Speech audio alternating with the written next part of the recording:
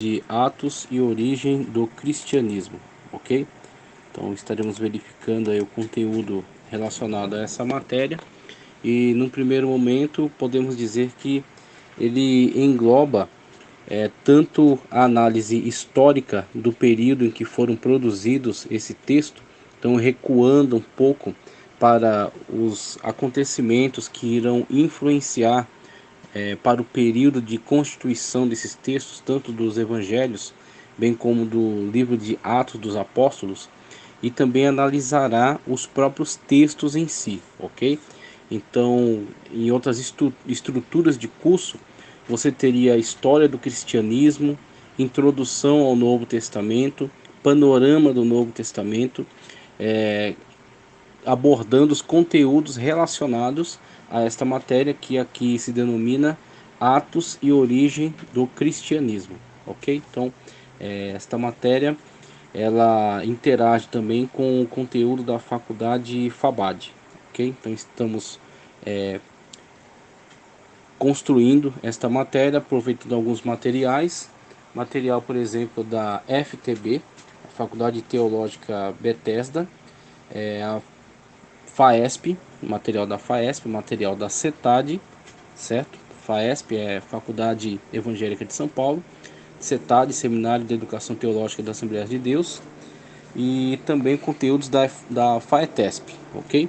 Então temos aí alguns importantes institutos de teologia, a qual faremos menção em alguns momentos, em alguns períodos, alguns livros importantes que estaremos mencionando também, e interagindo também com o conteúdo da FABAD, a Faculdade Bíblica da Assembleia de Deus, ligada ao IBAD, que está sediado lá em Pindamonhangaba, importante instituto bíblico da Assembleia de Deus.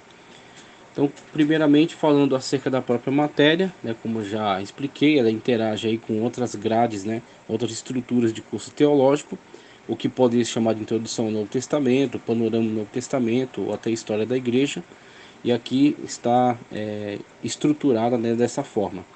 Então temos aí no primeiro momento o estudo acerca da parte mais primitiva do cristianismo para entendermos o contexto histórico, por isso que interage com o panorama do Novo Testamento e também com a história da igreja, porque analisaremos aí o desenvolvimento do povo grego, tá certo? O Império Macedônico, que se expandirá vindo a influenciar a história de Israel, tá certo?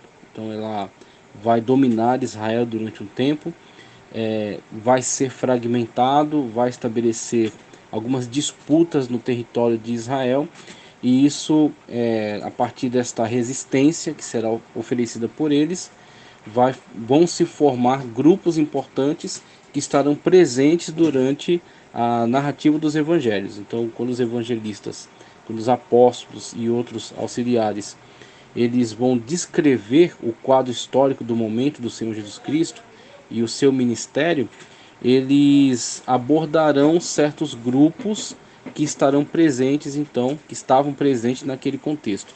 Fariseus, saduceus, herodianos,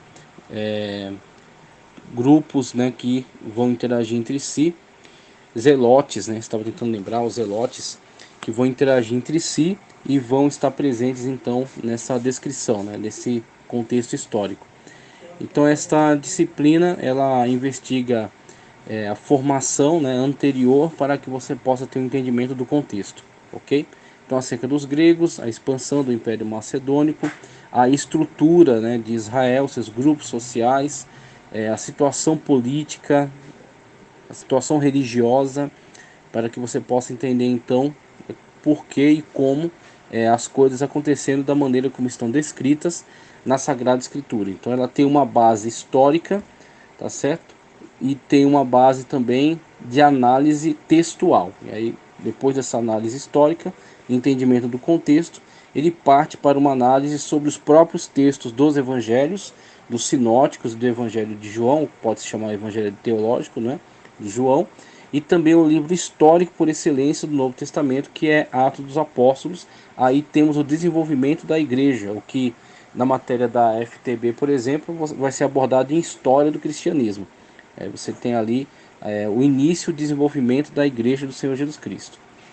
Então, olhando para outras situações, você pode entender, por exemplo, o contexto da Palestina, passando a época já dos gregos, como eu falei para você, do Império Macedônico, que se dividirá em quatro, tendo os grupos dos Seleucos, os dos Seleucidas e dos Ptolomeus disputando esse território. Ptolomeus sediado no território egípcio e Seleucidas no território sírio-babilônico, disputando a Palestina com os Ptolomeus. Então estabelecerá essas disputas, haverão partidos de um lado ou de outro, e haverá então guerra intensa, tá certo? Luta para que possam se manter coesos, se manter vivos, né? Manter vivas suas tradições e continuarem então no desenvolvimento aí das suas tradições, né? Continuando a sua liberdade, né? Tentando manter de alguma forma a sua liberdade. Então haverá esse período macedônico que será findado com a ascensão do Império Romano. O Império Romano a gente vai ver de uma forma mais detalhada, com a sua ascensão ele vai englobar o que era anteriormente o Império Macedônico e vai agora estabelecer a chamada Pax Romana, estabelecendo também sua forma de organização política e militar sobre os judeus, dominando esse império também, dominando essa parte, né, do império, estabelecendo os judeus como uma província da Judéia, e colocando governantes de sua confiança, mas também representantes diretos do poder romano, o cônsul romano, por exemplo, Pôncio Pilatos, e o estabelecimento, né, das leis romanas que vão ditar a forma de vida dos judeus agora na época de Cristo Jesus. Então por isso que você vai ter algumas situações muito peculiares. Os evangelhos tendo sido escritos em grego, por exemplo, sendo que a língua dos judeus é o hebraico, ok? Depois, com o advento do cativeiro babilônico, 520, tá certo? 520, 580 a.C., a deportação para a Babilônia, depois retorno, na época de Zorobabel, Esdras e Neemias, eles adquiriram o aramaico. Então, o aramaico tornou-se uma língua comum, tá certo? Uma língua do dia a dia para os povos judeus desse contexto. Então, o hebraico como a língua original, a língua cultural, a língua religiosa, a língua do texto bíblico, ok? A língua cerimonial, a qual eles aprendiam nas sinagogas durante o período, tá certo, de instrução, né, de alfabetização, e o aramaico, a língua com que eles lidam no dia a dia, com o comércio, com o trabalho, a língua vulgar, certo? Mas os evangelhos não são escritos originalmente nem em grego nem em aramaico.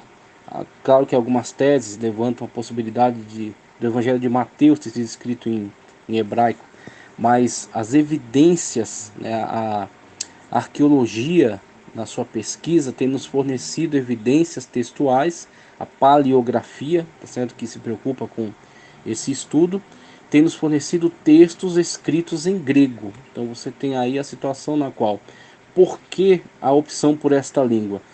O contexto histórico nos explica a dominação grega, a fundação das Alexandrias pelo mundo, a helenização do mundo, tá certo? Então o grego tornando-se língua internacional. E aí, além dessas situações, podemos observar, já nas narrativas dos evangelhos, também em Atos dos Apóstolos, situações em que o poderio romano se mostra presente. O próprio julgamento do Senhor Jesus Cristo, seu comparecimento diante de Pôncio Pilatos, a crucificação, tá certo? Como os judeus tiveram que coagir Pilatos ao ato, né, da crucificação, porque o Império Romano não tinha interesse direto nisso, mas os atores judeus ali da situação influenciaram para que isso viesse a acontecer. Posteriormente, Paulo também tem situações em que ele preso, ele recorre a uma audiência com o imperador devido ao fato de ser um cidadão romano, adquiriu essa cidadania romana por nascimento, ligado à cidade de Tarsis, na qual ele nasceu. Então você tem ao longo das narrativas, tanto de evangelhos quanto de Atos dos Apóstolos, muitas situações que só são explicadas com o entendimento desse contexto, entendendo a expansão do Império Macedônico ou grego, tá certo? Entendendo a sua queda e a expansão do Império Romano, o estabelecimento da Pax Romana, que são as leis romanas, tá certo? Sobre toda aquela região, seu poderio, seu domínio, suas leis, sua forma de justiça, ok? E entender também como os evangelhos foram escritos, por que foram escritos em grego, o benefício que isso trouxe para as missões. Então você tem aí uma língua que pode ser entendida em diversos lugares ao mesmo tempo, né? Então você tem uma língua universal, uma língua que pode ser utilizada como meio, né, de interação com diversos povos. E você tem também a possibilidade do trânsito entre essas nações devido à unificação, a chamada Pax Romana, que unifica todos esses povos debaixo do domínio romano, tá certo? Então, acerca disso que estaremos tratando. Isso aqui é só uma introdução para que nós tenhamos noção da importância dessa matéria. Inclusive eu trago aqui algum conteúdo da FABAD dentro de introdução à matéria de Atos e origem do cristianismo, quando ele diz aqui: a fé cristã surgiu num momento singular da história da humanidade em face da convergência da providência divina, claramente observada nas importantes contribuições dos povos gregos e romanos. A interpretação da teologia cristã para a plenitude dos tempos, conforme dito aqui pelo professor Denilson Matos, né, autor deste material, excelente material, aliás, recomendo para todos esta instituição muito séria, material excelente, ok? Então temos aqui material citando acerca de plenitude dos tempos, que eu também faço menção aqui no meu slide. Mas vindo a plenitude dos tempos, Deus enviou seu Filho, nascido de uma mulher, nascido sob a lei, para remir os que estavam debaixo da lei, a fim de recebermos a adoção de filhos. Gálatas 4 e 5. Então, plenitude dos tempos é entendido como essa situação em que Deus tornou propício, tá certo, a vinda de seu Filho. Sendo Deus o controlador de toda a história, permitiu que todos esses atores, né, esses atores históricos, né, o Império Babilônico, que veio como punição, as reiteradas apostasias de Israel ao longo da história, deportou para o seu território, mas o profeta Jeremias já havia profetizado que eles iriam retornar. Daniel orando ainda na corte lá da Babilônia, depois na Pérsia, Deus revela acerca do retorno. Eles de fato retornam. O Império Persa permanece ainda organizando depois, a partir da autoridade, a partir da influência do próprio Deus. Ciro, depois os seus continuadores emitem os decretos de liberação, não só dos judeus, mas de outros povos, reconstrução de Jerusalém, reconstrução do templo, restabelecimento do culto, restabelecimento da fé nacional, a leitura do texto com Esdras, né? A reconstrução com Neemias. Então são movimentos históricos dominados pela poderosa mão de Deus, que vem conduzir posteriormente à queda da Pérsia, a ascensão do Império Macedônico, como eu já falei aqui, a helenização do mundo, o estabelecimento de uma língua universal, uma cultura sendo difundida a todos esses povos, e posteriormente queda do Império Macedônico, ascensão do Império Romano, a Pax Romana, a unificação dos povos, e assim a chamada plenitude dos tempos, o momento propício em que, cumprindo profecia lá de Gênesis, conforme o Senhor mesmo disse, da semente da mulher virá um que esmagará a cabeça de Satanás. Jesus Cristo veio, nasceu por meio da ação poderosa, miraculosa do Espírito Santo, sendo concebido no ventre de Maria, sem intervenção humana, sem pecado, de forma pura, sendo ele o segundo Adão, como Paulo mesmo descreve, sendo concebido no ventre de Maria, né, tendo sido gerado. Agora ele vem à luz e nasce naquele contexto de Israel, cidade de Belém, uma manjedoura, né, sem um local, digamos, adequado, né, para o parto, mas vem à luz, né, nasce, e cumpre-se então diversas profecias nele, né, no Senhor Jesus Cristo, no seu nascimento, no momento histórico em que nasce, tá certo? Vindo então a realizar o grande plano de salvação, vindo realizar, concretizar em si mesmo o grande plano de salvação concebido antes da fundação dos séculos. Isso que é impressionante. Deus concebeu esse plano antes da fundação dos séculos, e ele vem ter seu cumprimento na plenitude dos tempos, ou seja, no momento certo, visto por Deus, conduzido por Deus, em que ele nasce, vem trazer a mensagem de salvação, escolhe os seus discípulos, e a igreja agora dará continuidade e continua dando continuidade, porque o livro de Atos dos Apóstolos não foi fechado.